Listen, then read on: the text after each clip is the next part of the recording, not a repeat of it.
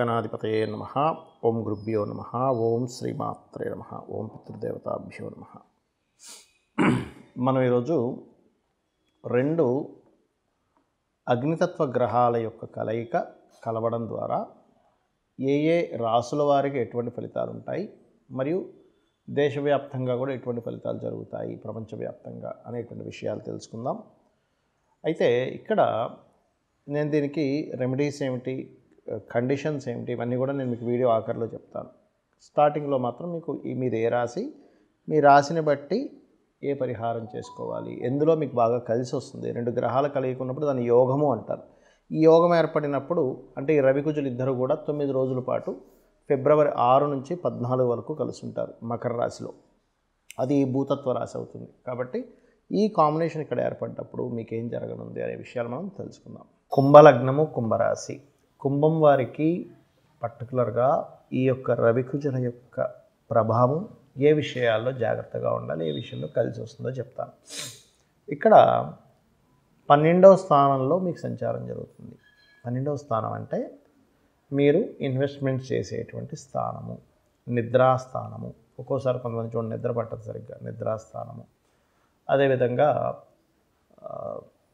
రాశిని కూడా ప్రభావితం చేస్తూ ఉంటుంది. కాబట్టి ఏమిటంటే కొంచెం ఈ కాళ్ళకి సంబంధించినవి ఇవన్నీ కొంచెం స్ట్రెస్లు ఉంటూ ఉంటాయి. వీళ్ళకి పాదాలకు సంబంధించింది స్ట్రెస్ అవ్వడం ఇట్లాంటివి ఉంటూ ఉంటాయి. ప్లస్ దీంతోపాటు కొంచెం స్నేహితుల విషయంలోని, ప్రేమ వ్యవహారాలకు సంబంధించిన విషయంలోని, క్రియేటివ్ ఫీల్డ్లో ఉన్నటువంటి వారు, ఫ్యాషన్ రిలేటెడ్ సంబంధించిన వాటిలో ఉన్నటువంటి వారు, రాజకీయ నాయకులు, వీళ్ళందరూ కూడా కొంత జాగ్రత్త వహించాలి ఇప్పుడున్నటువంటి కండిషన్ పరంగా చూసుకుంటే. అంటే పర్టికులర్గా ఏంటంటే రాజకీయంలో ఉండేటువంటి వారు అనవసరంగా కొన్ని సందర్భాలు మీకు ఫేవర్గా ఉండకపోవడం వల్ల మీరే ఆ యొక్క తప్పును చేశారు, మీరే ఇటువంటి అల్లర్లకు పాల్పడ్డారని ఇటువంటివి వస్తాయి కుంభరాశి వారికి. రెండవది, ఇక్కడ స్నేహితుల వల్ల లేదా ప్రేమించిన వారి వల్ల కొంత స్ట్రెస్ వస్తుంది. అంటే వాళ్ళ వల్ల మీరు స్ట్రెస్ పడ్డం కానీ, వాళ్ళ వల్ల మీరు కొంచెం ఇబ్బంది పడ్డం కానీ జరుగుతుంది. అదేవిధంగా కొంచెం సంతానం కోసం ప్రయత్నం చేసేటువంటి వారు, ప్రెగ్నెన్సీ లేడీస్ పర్టికులర్గా కొంత జాగ్రత్తగా ఉండాలి ఈ కాంబినేషన్ ఉన్నందుకు. అయితే ఇక్కడ గమనించినట్లయితే మరి ఈ కాంబినేషన్ ఏదైనా ఒక మంచిని కూడా చేయాలి కదా. అంటే ఇది వ్యాపార లాభాలని, సక్సెస్ని ఎక్కువగా ఇస్తుంది. బికాజ్ ఆఫ్ 10th లార్డ్ కుజుడు ఎగ్జాల్టెడ్ పొజిషన్లో ఉన్నాడు. సప్తమం వ్యాపారంగా తీసుకుంటాం. ఈ సప్తమాన్ని వ్యాపారంగా, సమాజంగా తీసుకుంటాం. కాబట్టి ఆ సప్తమ స్థానాధిపతి వచ్చి ఎగ్జాల్టెడ్ అనేటువంటి కుజుడితో కలిసి ఉన్నాడు.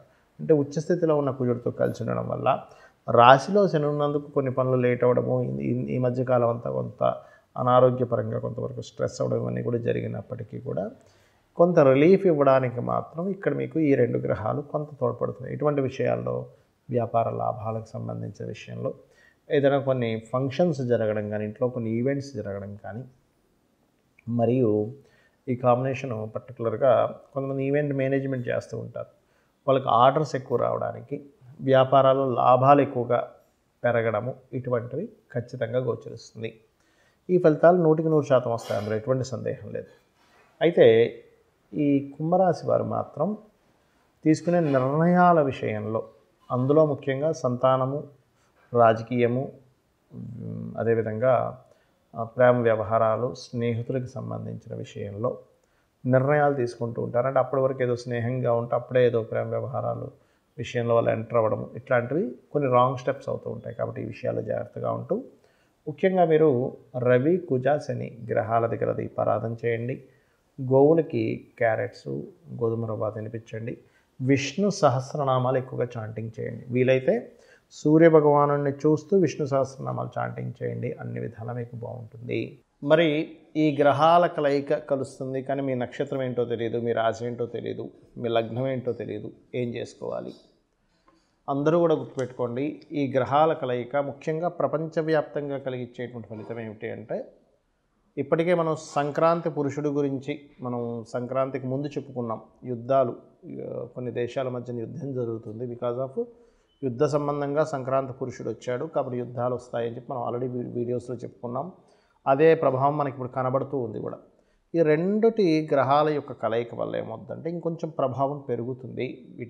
అంటే మన రకరకాల దేశాల్లో ఉండేటువంటి వారికి నేను చెప్పేది ఏమిటంటే కొంచెం అలర్ట్గా ఉండండి. ఎక్కడ ఏ యుద్ధం వచ్చినా పర్టికులర్గా పడేది మనుషుల మీద దాని ప్రభావం కొంత పడుతుంది కాబట్టి. అంటే ఏమిటి, ఇంట్లో స్టాక్ పెట్టుకునేటువంటివి, కొంచెం ఫుడ్ గ్రెయిన్స్ అవి కొంచెం జాగ్రత్తగా స్టాక్ పెట్టుకుని ఇట్లాంటివి చేయండి ఒకటి. రెండవది ఏమిటి అంటే ఈ కాంబినేషన్ ఉన్నప్పుడు ముండేన్ ఆస్ట్రాలజీ అంటారు, అంటే మైథుని జ్యోతిష్యంలో మీకు చూసుకున్నట్లయితే ఈ అగ్నితత్వ అంటే భూతత్వ రాసులు అంటారు. వృషభ రాశిలో కానీ, మిథునం మన కన్యా రాశిలో కానీ, అదేవిధంగా